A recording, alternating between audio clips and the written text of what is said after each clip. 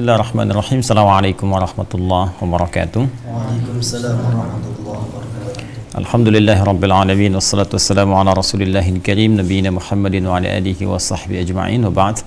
Fa ya ahbaballahi wa ahbab rasulih sallallahu alaihi wasallam usi nafsi wa iyyakum bi taqwallahi faqad fazal muttaqun. Fala tamutunna illa wa antum muslimun. Faqala ta'ala ya ayyuhalladzina amanu taqullaha haqqa tuqatih wa la tamutunna illa wa antum muslimun. Saudara-saudariku dimanapun Anda berada, jumpa kembali dalam Madrasah Imam Al-Bukhari. Siang hari ini seperti biasa kita bersama santri dari Pukau, program utama pendidikan kadar ulama. Semoga kita semua senantiasa dirahmati oleh Allah Subhanahu wa taala, diberikan taufik Allah sehingga mudah kita dalam membahas segala hal, mudah memahaminya dan mudah mengamalkan dalam kehidupan kita. Dan lebih daripada itu, semoga seluruh amal ibadah kita diterima oleh Allah Subhanahu wa taala sampai hari ke-9 ya. Sekarang ya, hari 9 di bulan Ramadan. Baiklah, hari ini kita akan kembali melanjutkan kajian kita masih dari bab Kitabus Shaum ya. Kitab As-Shaum itu urutan keberapa temanya? 30 ya. Dari berapa pembahasan? 97. Jadi diingatkan kembali di Sahih Al-Bukhari itu ada 97 tema, ya kan? Nah, kemudian dari setiap tema itu nanti ada subbabnya ya, yang disebut dengan bab, subtemanya. Jadi dari setiap kitab tema ada subtema disebut dengan apa? Bab. Setiap bab ada hadisnya, ada dalil-dalil terkait. Nah, ini kita masuk di kitab atau tema ke-30. Kemudian babnya sudah bab ke berapa kemarin? Bab keempat ya.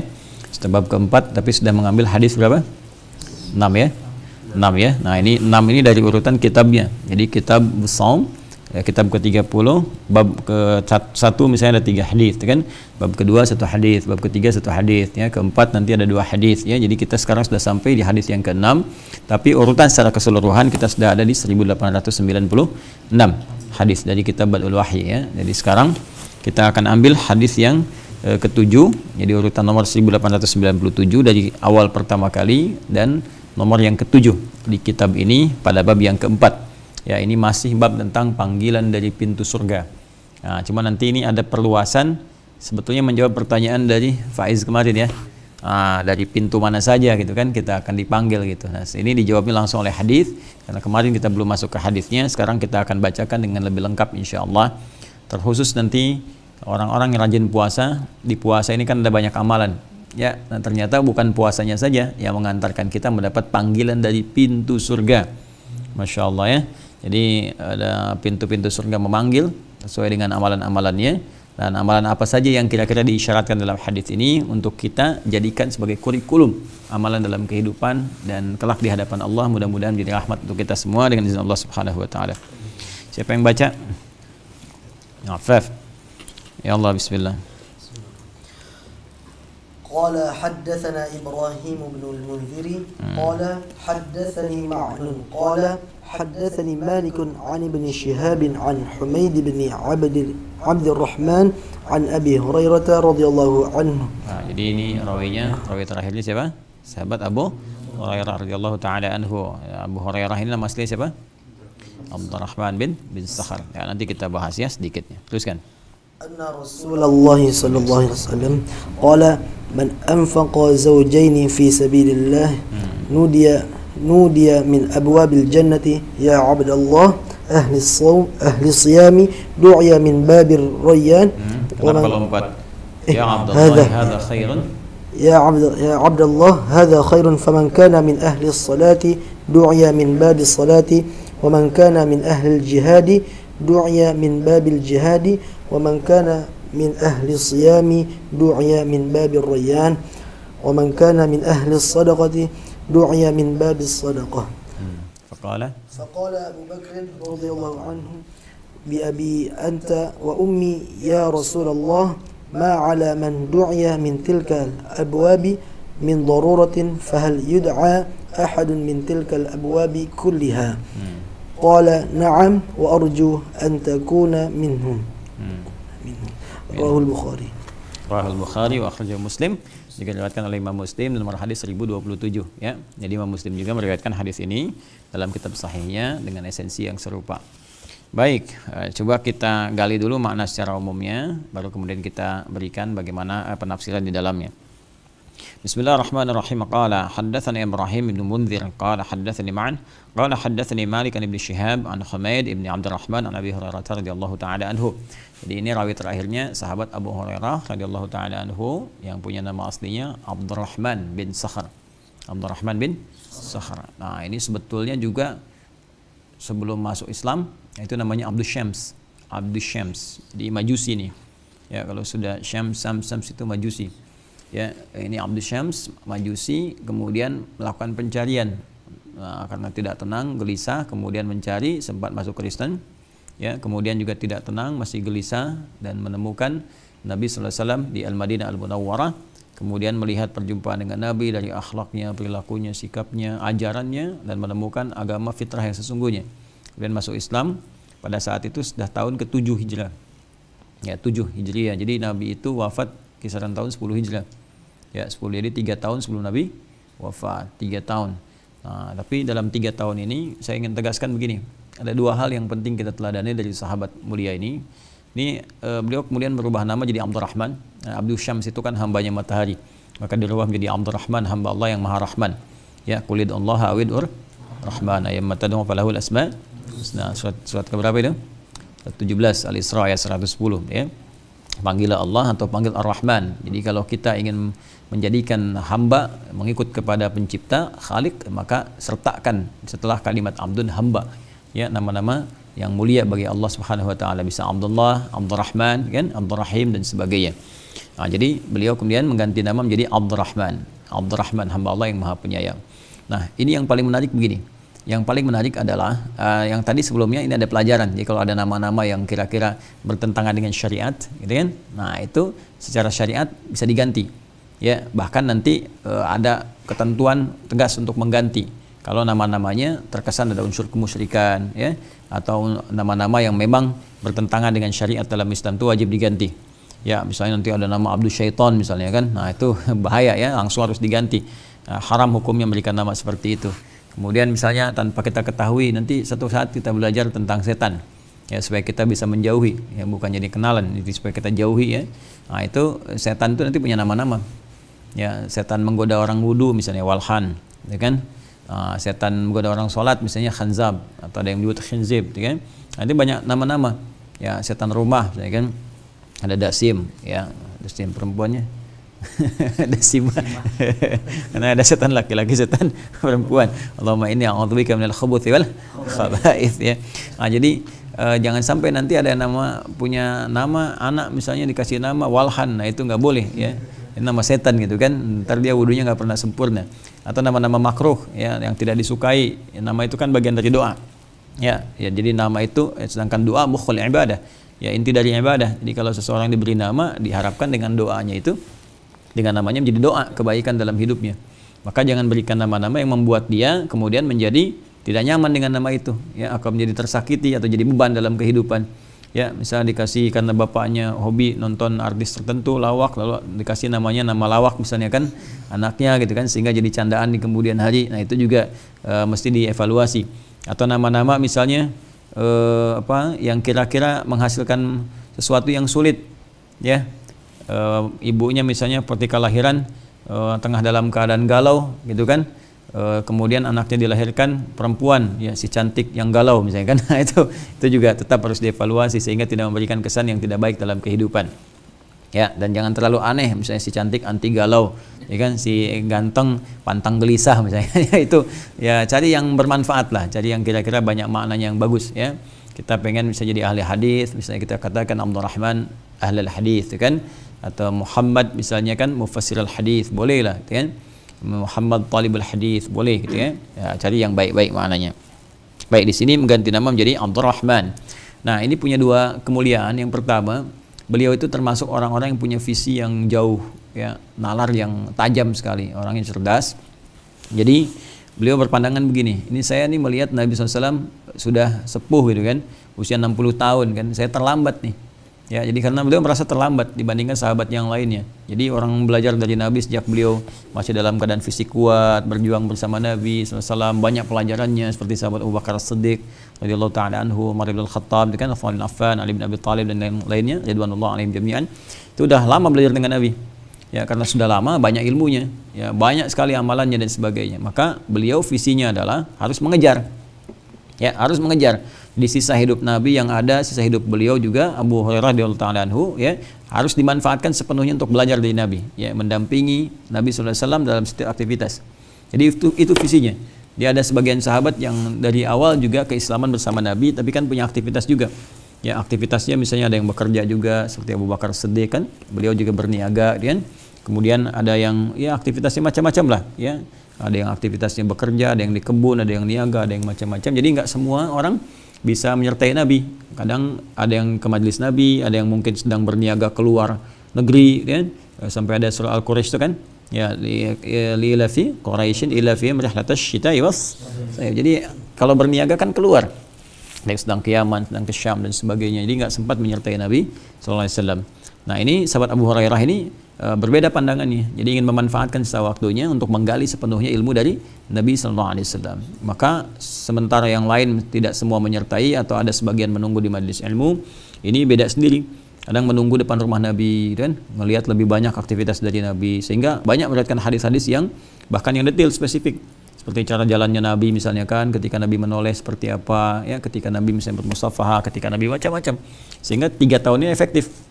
Ya, bisa meriwayatkan hadis banyak sampai Nabi SAW wafat, meninggal dunia, itu kurang lebih ada 7.000 hadis yang diriwayatkan oleh beliau. Ya, karena dalam seringnya mendampingi Nabi. Ya, sementara beberapa sahabat yang lain walaupun dari awal misalnya masuk Islam, tapi kan nggak semua menyertai Nabi seperti Abu Hurairah ini. Karena memang orientasinya tetap dalam amalan, ya, mengejar keutamaan akhirat, cuman menempuh jalan yang berbeda-beda.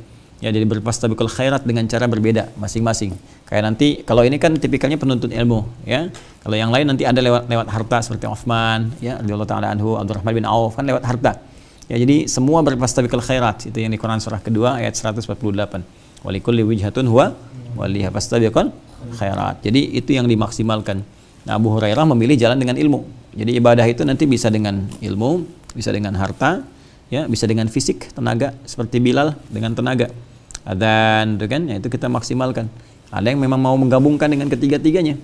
Ya, dia mencari ilmu, juga dapat harta yang cukup untuk bisa beribadah dengan hartanya, bisa zakat, sedekah, ya, seperti misalnya Utsman bin Affan juga, ya, Abdurrahman bin Auf kan, Abu Bakar As-Siddiq, ya, ilmunya cukup baik gitu kan, walau tidak seperti Ali bin Abi Thalib untuk mendalami ataupun Abu Hurairah. Ya, tapi ada dasar-dasar keilmuan yang juga bisa beramal lewat harta dan sebagainya. Ini silahkan maksimalkan. Nanti itu ditiru, termasuk oleh imam-imam setelahnya, dari imam-imam kalangan misalnya tabi'in atau setelahnya, termasuk imam madzhab yang 4. Abu Hanifah kan kaya itu, ya, dari pedagang kain dan sebagainya, bagus, senang sedekah juga, dan wudhunya nggak batal 40 tahun.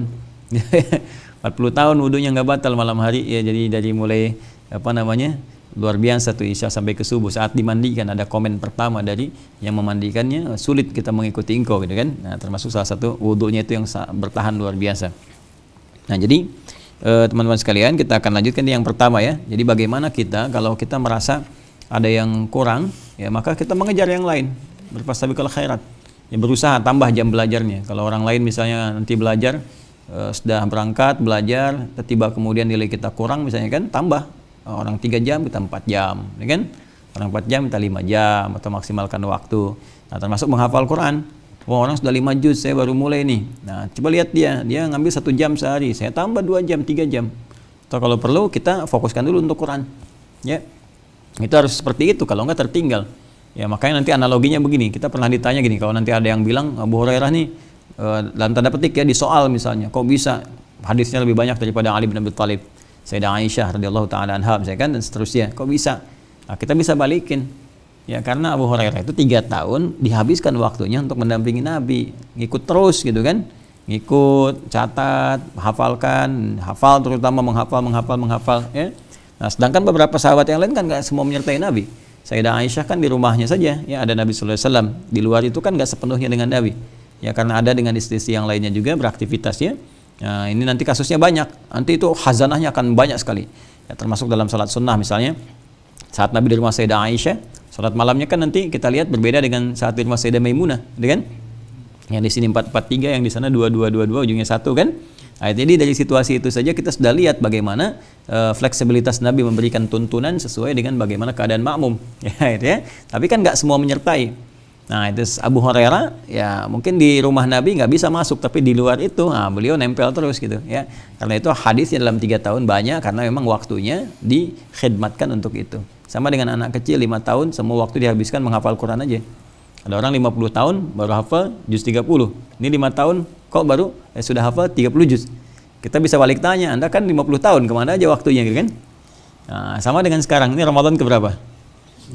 9. Kemarin yang ikut karantina virtual itu di karantina menghafal fokus untuk Quran ada yang 8 hari udah dapat 15 juz. Saya dapat laporan kemarin ya, karena waktunya dihabiskan untuk Quran. Ya, ada kan sementara yang masih beraktivitas, bekerja, baca ini, baca itu ya. Kalau kita mau bapatnya banyak, ya fokusnya lebih banyak. Kemudian Abu Hurairah ini atau Abdurrahman bin Sakhar ini itu punya semangat mengamalkan tinggi. Jadi kalau dapat satu hadis coba diamalkan kan. Sampai ketika beliau dapat arahan untuk menyayangi ya sekitaran, merawat sekitaran, baik hewan, tumbuhan dan sebagainya, dan menemukan anak kucing kecil, dalam bahasa Arab disebut Hurairah, ya maka dirawat dengan baik, malam-malam diselimuti ya, kemudian disuapi makan dan sebagainya sampai suka dibawa dimasukin ke jubahnya. Ya sampai satu kali ada riwayat menyebutkan bertemu dengan Nabi, kemudian keluar anak kucing kecil itu, ya maka Nabi mengatakan anta Abu Hurairah, kamu bapaknya anak kucing kecil. Artinya kalau ada orang sayang kepada anak kucing, ya nampaknya kamu lebih sayang karena kamu seperti bapak sayang kepada anaknya. Ya, nah, itu belum ada Ummu Hurairah tuh. Ya, atau Ammu Hurairah, pamannya anak kucing. Nah, dari situ dikenal dengan sahabat Abu Hurairah. Baik, di antara hadisnya ini, anna Rasulullah SAW qala, bahwa Rasulullah SAW pernah bersabda, man anfaqa zawjaini fi sabilillah. Siapa yang mampu menginfakkan zawjaini? Zauj itu apa? Awas kalau salah-salah nanti kalian bahaya ini. Ya, harus paham makanya di sini nggak boleh sembarangan. Coba kalimat zauj pertama di Quran kan disebutkan di Al-Baqarah 35. Wa qulna ya Adamu uskun anta tuh kan. Dan kami firmankan ya, kami perintahkan kan kata Allah Subhanahu wa taala kepada Adam alaihissalam. Wa qulna ya Adamu uskun, Adam, silakan kamu sekarang tempati tinggal ya anta engkau wa zaujuka dan istrimu, pasanganmu di surga kan. Jadi zauj itu artinya apa? Di ayat tadi istri kan. Sekarang si zauja ini kalau salah baca kalian bahaya. Man anfaqa zauja ini siapa yang bisa menginfakkan dua istrinya di jalan Allah tuh gimana itu? Ya bahaya tuh. Ya zauj juga bisa berarti suami. Jadi zauj itu artinya netral asalnya. Ya zauj artinya apa? Netral. Jadi pasangan. Ya yang sepasang itu zauj namanya. Ya sesuatu yang sepasang itu zauj. Ya jadi kalau ada kata zauj itu kalau di rumah tangga ya nanti dipasuti suami istri, bisa suami bisa istri. Ya kalau kita bicara gender tambah tak di ujungnya zaujah. Kalau untuk waris pakai itu. Tapi kalau dalam konteks umum itu maknanya pasangan. Ya setiap yang pasangan disebut zauj.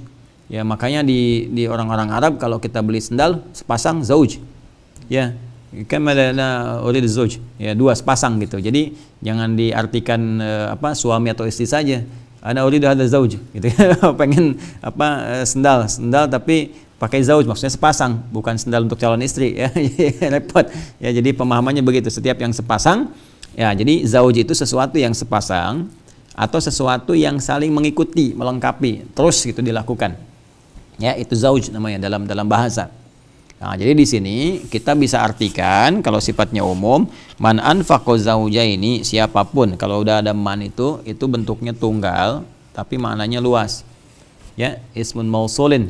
Ya, yadullu 'alal fardiyatil jama'. Jadi isim mausul konjungsi menunjuk kepada sesuatu yang tunggal tapi maknanya jama' luas. Jadi bisa laki-laki, perempuan, ya, tua, muda, besar, kecil dan seterusnya. Sepanjang ia beriman. Kita teruskan. Baik, hadisnya man anfaqa zaujaini, siapa yang menginfakkan, ya di sini zauja ini punya 3 tafsir. Ya, punya tiga tafsiran. Ya, baik, yang pertama adalah segala yang berbentuk pasangan, berbentuk 2 paling minimal. Jadi pasangan itu kan 2 paling minimal, ya. Jadi bisa maknanya luas. Bisa misalnya tentang materi uang, ya dirhamaini atau misalnya dinaraini, ya kan? Kalau ditarik ke kita misalnya juta ini gitu kan, dolar ini gitu ya, ke konteks kekinian. Jadi siapa yang menginfakkan di sini zauja ini bisa diartikan materi, semacam misalnya dirham ini 2 dirham. Itu kan jadi kan sepasang, bukan cuma 1 koinnya saja gitu kan, atau dinar ini 2 dirham 2 dinar. Jadi bukan cuma satu tapi sepasang ya, ada dua itunya. Kemudian apa namanya, seperti sekarang misalnya alfa ini 2.000 gitu kan, bukan cuma satu aja tapi dua, atau misalnya $2 gitu kan, dan seterusnya. Jadi ada yang mengartikan di sini sifatnya dua yang saling melengkapi. Ada yang mengartikan sesuatu yang menjadi kebiasaan tadi, yang melengkapi artinya rajin infak. Ya, sehingga dengan saling memberi ini dia terus membiasakan diri untuk berinfak. Ya, jadi zaujaini di sini yang pertama ada yang mengartikan dua, ya, yang berarti dipasangkan. Ya, kemudian ada yang mengartikan juga sesuatu yang rutin dilakukan. Ya, jadi double itu dalam arti dia nggak sekali-sekali aja infaknya, tapi rajin, ya, menjadi rutin gitu. Jadi kita bisa artikan siapa yang rajin infak fisabilillah gitu kan. Nah, itu arti yang kedua. Kalau yang pertama, siapa yang berinfak cukup banyak gitu kan, atau dalam arti dia ngasihnya dua gitu kan, ini menunjukkan sesuatu yang beda dari biasanya. Atau yang kedua diartikan siapa yang rutin berinfak, ya, fisabilillah di jalan Allah. Ada yang juga mengartikan sinfa ini, ya, dua amal soleh. Sinfa ini minal amalis soleh, ya, minal amalis soleh, ya, atau minal amalis solehah. Jadi dua hal yang termasuk amal soleh. Ya, jadi siapa yang mampu mengerjakan, ya, kalau di sini berarti anfaqo di sini kalau diartikan sinfa ini minal amalis soleh, mengerjakan artinya siapa yang mampu mengerjakan dua bagian dari amal soleh. Di ini tiga tafsirnya. Ya, yang pertama itu berinfak dengan kadar yang banyak, minimal tadi dua hal, ya, dua bagian. Yang kedua ada yang mengartikan yang rajin berinfak, ya kan? Yang ketiga ada yang mengatakan ini sinfain minal amalis salihah. Jadi dua bagian dari amal soleh. Amal solehnya apa? Ditafsir oleh hadis berikutnya nanti keterangannya. Jadi nanti akan disebutkan amal-amal soleh ini. Nah, minimal siapa yang bisa ngerjain dua, nah itu yang mendapatkan pandangan baik gitu ya. Nah, kita teruskan dulu. Qala man anfaqa zawjaini fi sabilillah. Ya, Nabi SAW bersabda siapa yang mampu berinfak, ya, rutin di jalan Allah, atau jadi kebiasaan berinfak di jalan Allah, atau ada artinya cukup banyak berinfak di jalan Allah, atau ada juga yang mengartikan di sini tadi beramal dua di antara amal-amal berikut. Ya, jadi kalau kita nanti bisa artikan dari mana saja silahkan. Ya kan sekarang banyak amal-amal begini ya. Sekarang misalnya kayak kemarin ada bangun masjid ya, kayak kita sekarang lagi bangun pesantren, ya kan, disiapkan. Terus kan infak itu ada yang rutin tapi dia bikin apa namanya, semampu maksimal yang dia bisa berikan, misalnya 100.000 per bulan dia bikin rutin gitu kan. Nah, ada yang kedua kan ada yang Allah titipkan harta, dia infakkan banyak, misalnya kan ada yang 100 juta, 200 juta dan sebagainya kan. Ada bisa dipahami seperti itu di bagian yang pertamanya. Ada yang dipahami nih ada amal-amal berikut ini yang bisa mengerjakan dua dari itu yang akan mendapat penilaian di sisi Allah. Jelas ya? Nah, tapi syaratnya semua itu punya penilaian di sisi Allah jika fi sabilillah, dilakukan di jalan Allah. Ya, ada yang mengartikan di sini jihad spesifik dalam arti ada tuntutan untuk terlibat dalam medan tempur, medan perang ketika tuntutan itu ada. Ya, ingat ya, sekarang keadaannya nggak sama ya. Jadi jangan hati-hati, jangan sampai latah. Kalau ada kalian ngajak-ngajak kumpul ya, kemudian ada kajian-kajian yang tiba-tiba ini jihad, ayo bom ini siapkan. Kemarin panci udah, besok bikin bom termos, ya, bom kulkas, dan sebagainya. Itu hati-hati ya. Yang seperti itu jauhi, ya, tinggalkan aja karena nggak masuk pada standar-standar yang telah dibangun dalam syariat Islam. Ya, kecuali nanti kalau ada tuntutan-tuntutan yang memang dibenarkan secara syariat, maka nggak boleh sembarangan orang memfatwakan kecuali ada otoritas ya yang tertentu yang memberikan pandangan. Kemudian fisabilillah yang kedua diartikannya lebih luas, semua kegiatan yang dilakukan karena Allah. Ya, termasuk misalnya dalam konteks ini untuk madrasah ya, untuk sekolah tadi pesantren, untuk orang-orang belajar di jalan Allah ya, untuk masjid, misalnya itu semua fisabilillah. Jadi infak bisa disalurkan misalnya untuk pembangunan masjid boleh, untuk biayai orang-orang sekolah boleh, ya, untuk misalnya bangun pesantren bisa, ya, untuk majlis ta'lim boleh. Oke, di majlis ta'lim kan suka ada kotak infak ya, di masjid ada kotak infak dan sebagainya itu. Ya. Kemudian nudiya min abwabil jannati ya Abdullah hadza khairun.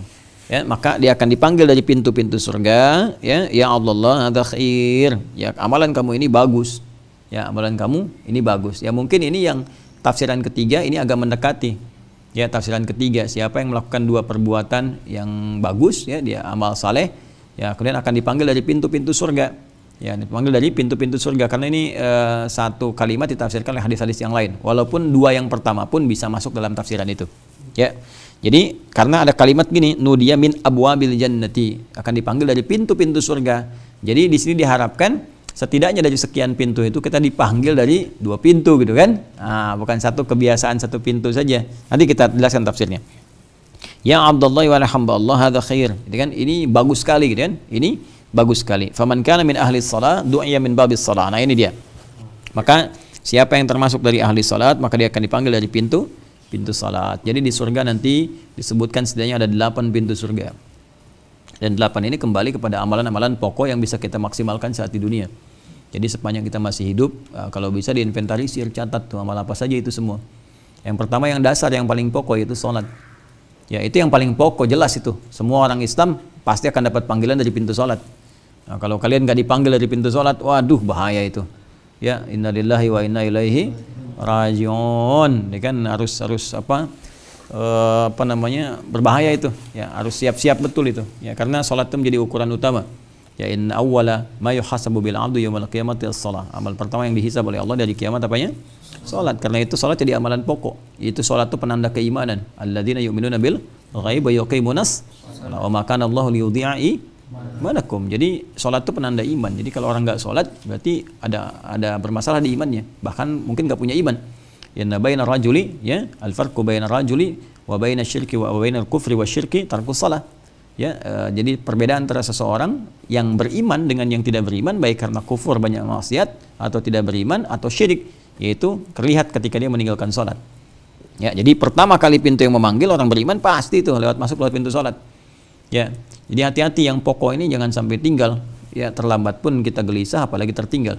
Jelas ya? Nah, jadi ini bagian yang pertama. Nah, kalau kita ingin maksimal di situ, nanti maksimalkan tambahan sunnah. Dia ada nanti pintu salat itu kan masih umum tuh. Dia ada pintu tahajud tuh kan. Nah, itu maksimalin tambah sehingga panggilan lebih kencang gitu kan. Baik, kemudian setelah itu ada wa man kana min ahlil jihad du'a min babil jihad. Siapa yang termasuk dalam kalangan mujahid dipanggil lewat pintu apa? Pintu jihad. Jadi kalau ada tuntutan tadi misalnya kita akan membela iman karena negara diserang misalnya kan, nah, maka kita dapat di situ bela negara dengan niat ibadah kepada Allah. Karena kalau negara yang dikuasai oleh orang-orang tertentu yang zalim, kita juga akan terancam ibadah kita. Ya, ibadah kita misalnya sulit untuk ke masjid, sulit untuk puasa, sulit untuk macam-macam, sehingga bela negara ini dalam konteks kehidupan kita berbangsa, tapi niat kita untuk beribadah kepada Allah Subhanahu wa taala dalam mempertahankan iman. Itu yang dilakukan oleh para ulama kita dulu. Ya, para ulama kita dulu bahkan sejak zaman-zaman sebelumnya. Ya, kenal Pangeran Diponegoro? Nggak kenal di mana? Ya, Pangeran Diponegoro kan, ya, itu kan Muslim bukan? Muslim, pangeran tapi alim juga, alim itu kan besar. Ya, perang Diponegoro kapan terjadinya itu? 25 menit setelah maghrib, 1825. 18.00 kan maghrib, 1825 sampai 1830 tuh. Ya, itu 5 tahun itu luar biasa. Pangeran Diponegoro luar biasa. Pakai jubah tidak? Pakai jubah, pakai sorban tidak? Sorban, pahlawan nasional bukan? Pahlawan nasional, ya jadi itu pahlawan nasional banyak pakai jubah, jenggotan tidak, jenggotan gitu kan. Jadi kalau ada orang sekarang nyoal jenggot, dia kurang baca sejarah dia. Ya, pahlawan nasionalnya jenggotan, gitu kan. Pakai jubah tidak, pakai jubah. Jadi bukan pahlawan Arab tuh, nggak ada yang orang bilang Pangeran Diponegoro pahlawan Arab, Imam Bonjol pahlawan Arab. Itu pahlawan nasional. Jadi nasional itu Bhinneka Tunggal Ika, gitu kan. Jadi dari pakaian aja berwarna-warni tapi punya jiwa yang sama, nasionalismenya tinggi, kemudian jiwa ibadahnya itu luhur. Ya, tapi niatnya apa? Ibadah.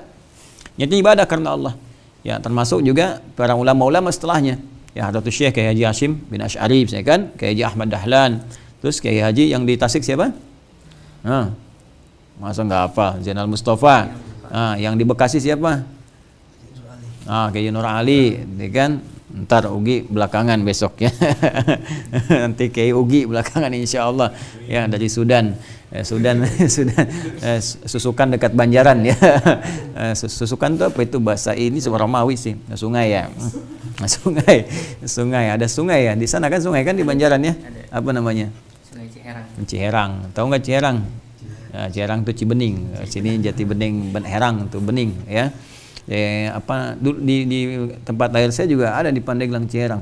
Ya, dulu saya SD punya teman di Ciherang. Ada 2 saya, laki-laki sama perempuan. Satu Agib, yang kedua Ira. Itu dulu teman saya SD tuh. Masih ingat saya. Di daerah Ciherang ada. Tapi cai banyak karena kita banyak air di Indonesia ya. Ciherang apalagi? Ciamis, ya kan? Chicago. Di sini Chicago, di Amerika Chicago. Baik, udah balik lagi ke sini ya. Ya, jadi seperti itu orang berniatnya berjihad, ya, berjihad di jalan Allah. Karena itu kalau kita ngaji misalnya Riyadhus Shalihin 1896 hadis di babul ikhlas, kitab yang pertama, pembahasan pertama itu jelas, ya, diadukan pada Nabi sallallahu alaihi wasallam ada orang yang berjuang. Ya, pertama dia berjuang karena ingin dikenal sebagai orang hebat saja. Ya, pemberani gitu ya, pemberani.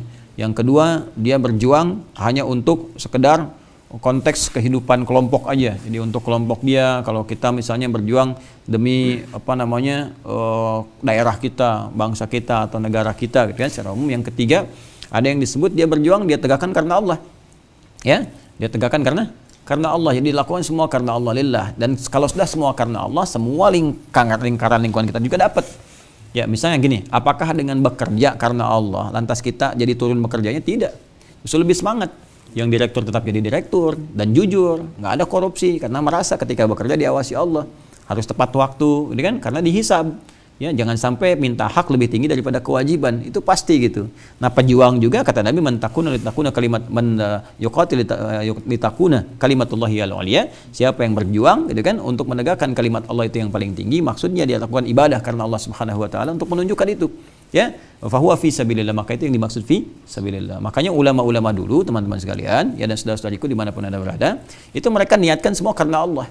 Dan konteks perjuangannya, konteksnya adalah terkait dengan aktivitas yang dikerjakan. Bisa jadi bela negara, bela bangsa, gitu kan, mengusir penjajah pada waktu itu. Ya, sampai ada resolusi jihadnya, kayak Haji Hashim bin Asy'ari. Nah, itu pejuang, ya, pahlawan nasional, wajib masuk itu. Kalau dihapuskan nggak tahu sejarah itu, ya, nggak boleh ya. Jadi jangan sampai ada orang-orang nggak terkait kontribusi pada bangsa negara jadi pahlawan atau dikenang dalam sejarah, sementara orang-orang hebat hilang. Itu yang harus dievaluasi. Ya, kayak Haji Ahmad Dahlan itu yang mendirikan Muhammadiyah, gitu kan. Kemudian kayak Haji Hashim bin Asy'ari mendirikan Nahdlatul Ulama, ya, dan ulama-ulama yang lainnya. Nah, itu kalau mereka berjihad fi sabilillah, nanti ada panggilan. Ya, saat kembali kepada Allah. Saat kembali kepada Allah, bukan sekarang, ya. Makanya kita disebut mukmin, orang beriman yang yakin. Di antara keyakinan kita, wabil akhirati hum yuqinun. Ya, Al-Baqarah ayat keempat, wabil akhirati hum yuqinun. Ya, dan mereka yakin ada kehidupan nanti setelah kita meninggal. Karena yakin kita beramal. Kalau nggak yakin ngapain beramal? Makanya orang-orang yang nggak sholat, orang-orang yang nggak puasa, karena nggak yakin. Ya, tapi kan kita nggak ada ruginya, sama-sama meninggal juga. Nanti setelah meninggal kan baru ketahuan. Ya kan? Setelah meninggal kita baru tahu, karena kita yakin ada kehidupan setelah kita wafat dan ada bekal yang berbeda yang harus kita siapkan. Bekalnya apa ya? Sholat itulah kita, ibadahlah, puasa lah gitu ya. Nah, keyakinan itu yang menjadikan kita beribadah saat ini. Kalau kita nggak yakin ada kehidupan setelah wafat, ngapain kita ibadah? Karena itu orang-orang yang nggak ibadah, yang nggak sholat, yang macam-macam, mereka nggak yakin ada kehidupan setelah ini, ya kan? Atau mereka punya konsep berbeda. Ya, nanti kita lihat setelah meninggal akan ketahuan. Ya, siapa yang benar, siapa yang kemudian ya berada dalam jalur yang harus diluruskan kembali. Paham di sini ya? Jadi keyakinan kita itu, dan itu bisa diuji. Dan di muka bumi di dunia ini yang menawarkan keyakinannya diuji hanya Islam. Silahkan dicek. Ya, Islam itu membuka dialog, silahkan dicek. Bahkan Quran menantang. Kalau ragu pada Quran, silahkan bikin semisal Quran.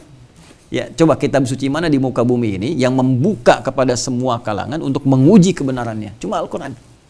Silahkan Anda cek. Wa in kuntum fi raibim mimma nazala ala fa'tu bi suratim mithli. Al-Baqarah ayat 23 itu kan. Kalau kalian ragu terhadap Al-Quran, ragu aja, silahkan cek, buktikan. Ya, dari tata bahasanya, dari isinya, dari mu'jizatnya, nggak ada seperti Quran. Ya, nggak ada. Nanti lain waktu kita bahas, sempurnakan. Jadi ini gambaran bahwa kebenaran risalah kita. Kenapa kita yakin? Karena semua hal di Islam itu bisa diuji. Ketuhanan ada ujinya, silahkan diuji. Ada logikanya di Al-Quran. Ya, ini loh yang harusnya Tuhan punya sifat begini. Kalau bukan begini berarti bukan Tuhan. Ada ngujinya.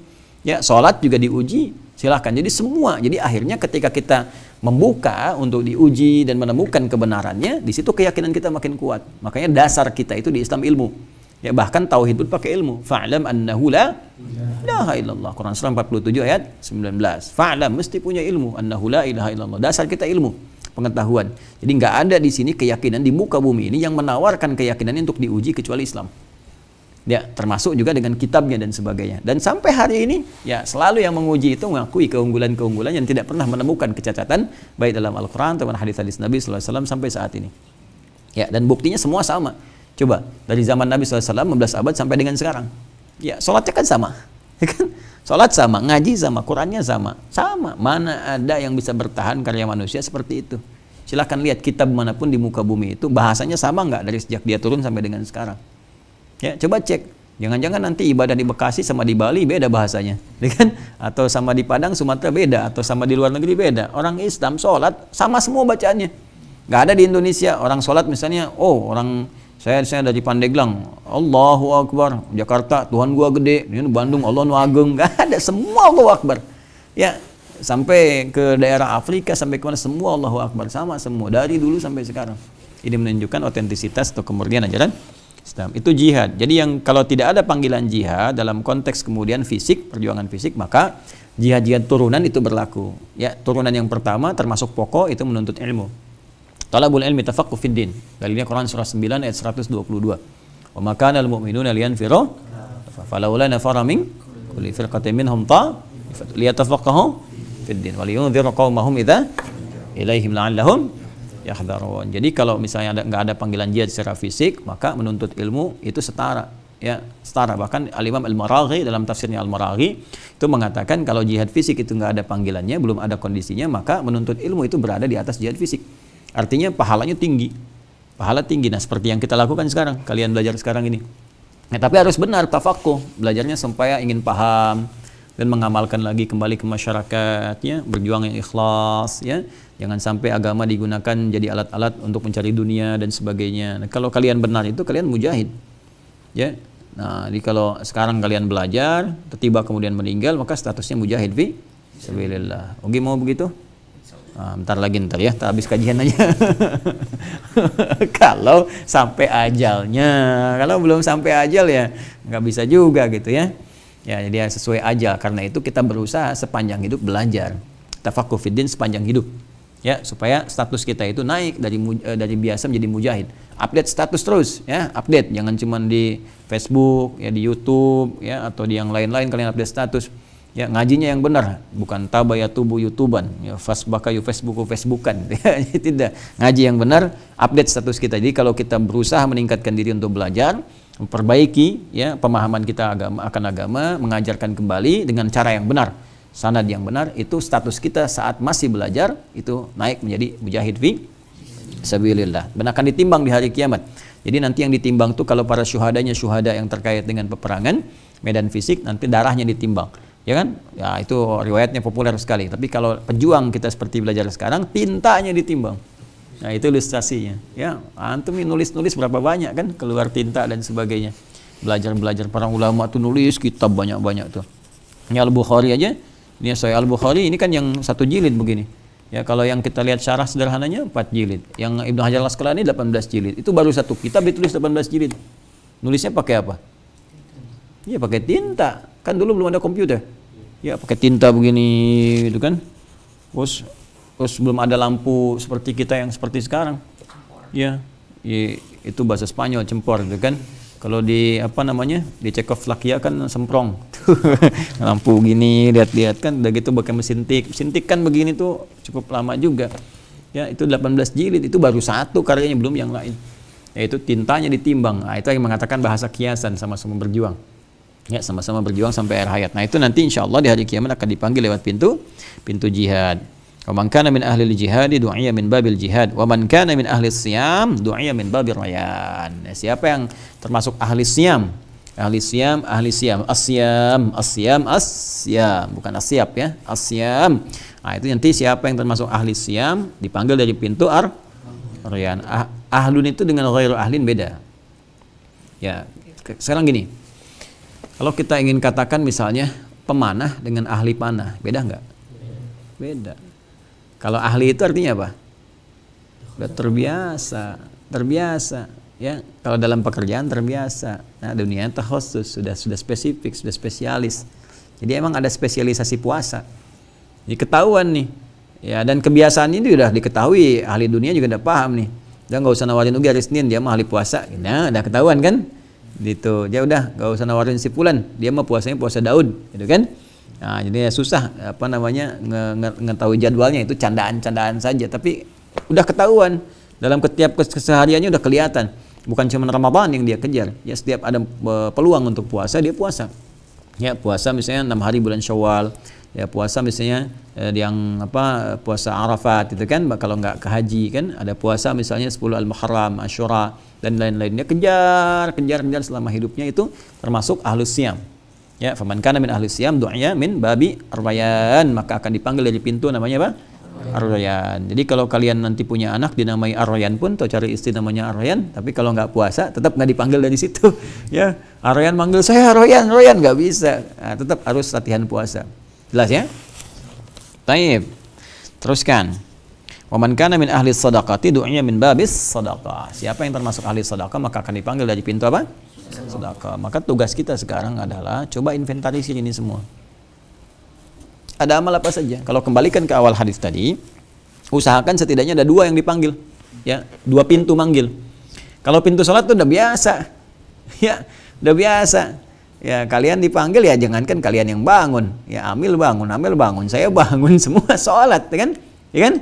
Ya, jadi semua dari awal sampai generasi kekinian ya, insya Allah kalau sholat semua bangun. Tapi apa yang membedakan kita dengan yang lainnya? Ya, kalau mau spesifik misalnya ya tahajudnya tambah untuk di sholatnya. Tapi kalau kita ingin amalannya setidaknya beda dengan orang lain, setidaknya cari amalan lain lagi. Ya, misalnya dengan harta sedekah, kalau bisa sedekah. Jangan terfikir banyak dulu, keikhlasan dulu. Ya, punya anggaran dalam setiap bulan saya punya 30.000, sehari 1.000, nggak usah lihat orang. Ya, nggak usah lihat orang lain. Hubungan kita dengan Allah saja. Kemudian misalnya tadi di sini kita disebutkan misalnya tentang puasa ahli siyam. Coba puasa. Ya, ahli jihad, kita belajarnya yang betul, yang serius. Ya, jangan sampai kalian nanti kuliah duduk paling belakang, nggak pernah nanya gitu kan. Mau apa namanya, mau ujian pinjam kopian teman dan sebagainya. Itu jauh lah ya. Coba belajar yang betul, duduk paling depan, tanyakan, ya gali. Ya, setelah itu jangan pulang sebelum pahami dulu di kelas. Setelah paham gini baru kalian pulang. Ya, malamnya evaluasi lagi, ya pelajari, gali. Nah, itu yang disebut dengan tafaqquh. Jelas ya? Nah, kemudian qala Abu Bakar radhiyallahu taala anhu, sahabat Abu Bakar As-Siddiq ya kemudian mencoba bertanya kepada Nabi sallallahu alaihi wasallam, bi abi anta wa ummi, ya demi ibu dan bapakku gitu kan. Ini biasanya menunjukkan sesuatu yang serius. Jadi kalau kita ingin mengatakan sesuatu yang serius, bi abi anta wa ummi gitu kan, ya, demi sesungguhnya demi apa namanya, demi ibuku engkau, dan demi ayahku engkau dan ibuku gitu ya, itu menunjukkan sesuatu yang sangat serius. Ada sesuatu yang pengen sekali didapatkan atau pengen diketahui. Demikian kemudian menyampaikan. Ya, kadang-kadang ada redaksi yang sampai sumpah, walladzi nafsi biyadihi gitu kan, demi jiwaku yang digenggam oleh Allah Subhanahu wa taala, walladzi akramaka, demi Allah yang telah memuliakan engkau misalnya kan. Itu ada redaksi-redaksi menunjukkan keseriusan. Ya Rasulullah ma ala man du'iya min tilkal abwab min daruratin fahal yud'a ahadun min tilkal abwab kulliha. Itu kan? Baik. Ma ala man du'iya min tilkal abwab min daruratin. Ya kan, itu kan seharusnya setiap orang itu bisa dipanggil dari satu pintu-pintu itu gitu kan, semestinya, khususnya pintu sholat tadi. Jadi kalau orang mau masuk surga kan harus dipanggil satu dari itu kan, ya kan? Di 8 pintu itu kan diturunin aja amalannya, pintu haji, pintu umrah, pintu puasa, pintu sholat, pintu sedekah, ya pintu jihad, turunkan amalan pokok itu. Jadi kalau mau masuk surga itu darurat sudah pasti, darurat itu sudah pasti dalam konteks ini ya. Ma'lumun bid darurah itu sudah dipahami secara bersama, secara mutlak artinya. Jadi darurat itu kalau dalam bahasa fikih itu sesuatu yang sifatnya mendesak, gitu kan? Beda dari biasanya. Tapi kalau dalam bahasa umum itu sesuatu yang mutlak diketahui. Ya, jadi kalau orang mau masuk surga udah mutlak pasti tahu harus dipanggil salah satu pintu itu. Kalau nggak dipanggil pintu itu ya nggak ke surga. Gitu kan? Ya, pintu surga nggak dipanggil ya nggak masuk gitu kan. Ya, jadi harus mengamalkan satu diantaranya, terutama sholat. Nah, sahabat Abu Bakar ini pengen lebih daripada itu untuk mendapatkan kemuliaan sekaligus menunjukkan kesungguhan dalam beribadah. Qala, ya, apa yang beliau sampaikan? Fahal yud'a ahadun min tilkal abwabi kulliha, apakah ada orang yang dipanggil dari semua pintu itu? Masya Allah, semua manggil saut-sautan. Pintu ini manggil, pintu itu manggil. Ya, maka Nabi menjawab, qala na'am wa arju an takuna minhum. Ya, ada. Dan saya berharap, kata beliau sallallahu alaihi wasallam, engkau termasuk di antara mereka. Ya, ini sudah, kalau udah doa Nabi begitu ya terkabul lah, kabul ya. Tapi harus ada ikhtiar. Minhum, dari mereka, berarti mereka ini menunjukkan banyak atau sedikit? Banyak. Tapi kan masih umum, artinya terbuka untuk kita. Ya, terbuka untuk kita. Jadi kita harus ikuti, teladani satu di antara Ya, termasuk seperti sahabat Abu Bakar radhiyallahu taala.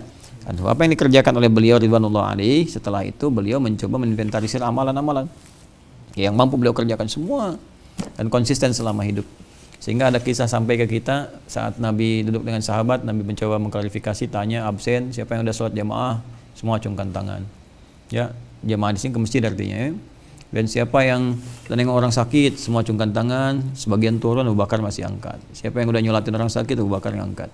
Siapa yang ngantarkan jenazah, Abu Bakar ngangkat. Hampir semua sedekah beliau angkat, hampir semua amalan sebutkan beliau angkat. Ya. Jadi itu menunjukkan kesungguhannya. Jadi kalau kita pengen dipanggil lewat pintu-pintu itu, termasuk dengan yang baik-baik, dari sekarang coba amalan apa yang mau kita istiqamahkan. Tulisin satu-satu. Setelah itu kita sungguh-sungguh untuk mewujudkan itu semua. Itu yang dimaksud oleh hadis ini. Jadi itulah panggilan pintu surga jika kita memang mau berusaha untuk mendapatkan kebaikannya. Paham ya? Paham insyaallah? Paham? Nah, sekarang kita bulan apa? Ramadan. Berarti amalnya banyak kan? Nah, itu yang kita coba maksimalkan dengan baik ya. Maksimalkan di bulan ini lagi pahalanya banyak sekali. Ya, mumpung masih ada kesempatannya. Kalau sudah tidak ada, ya sulit lagi kita untuk mewujudkan itu semua. Sekali lagi bulan apa? Ramadan atau bulan Ramadan? Coba, Ramadan atau bulan Ramadan? Ah, San? Ramadan. Ramadan. Bulan Ramadan. Ramadan. Nah, itu nanti kita lihat di hadis berikutnya. Apakah kita panggil Ramadan atau bulan Ramadan atau bulan suci Ramadan, ya, ataukah bulan penuh berkah dan sebagainya, kan? Nah, seperti apa panggilan yang benar? Nanti ada orang-orang yang saklek, nggak boleh bulan suci, apa semuanya nggak suci, gitu. Atau nggak boleh bulan panggil Ramadan. Nah, kita lihat nanti apa sesungguhnya panggilan yang tepat untuk bulan Ramadan dan apa makna Ramadan. Jangan-jangan yang panggil Ramadan bulan Ramadan nggak tahu lagi artinya Ramadan itu apa. Emang Ramadan itu apa? Itu loh yang jagain toko kelontong depan, itu Pak Ramadan gitu kan. Sama orang nyariin hilal kan, orang lagi lihat-liatin hilal di pantai kan, awal-awal dia malah nyari security karena ada Pak Hilal lagi tidur, lagi cari-cari. Ya, jadi itu yang nanti kita betulkan. Baik, sekira itu ya, paham insyaallah ya? Baik, ada pertanyaan?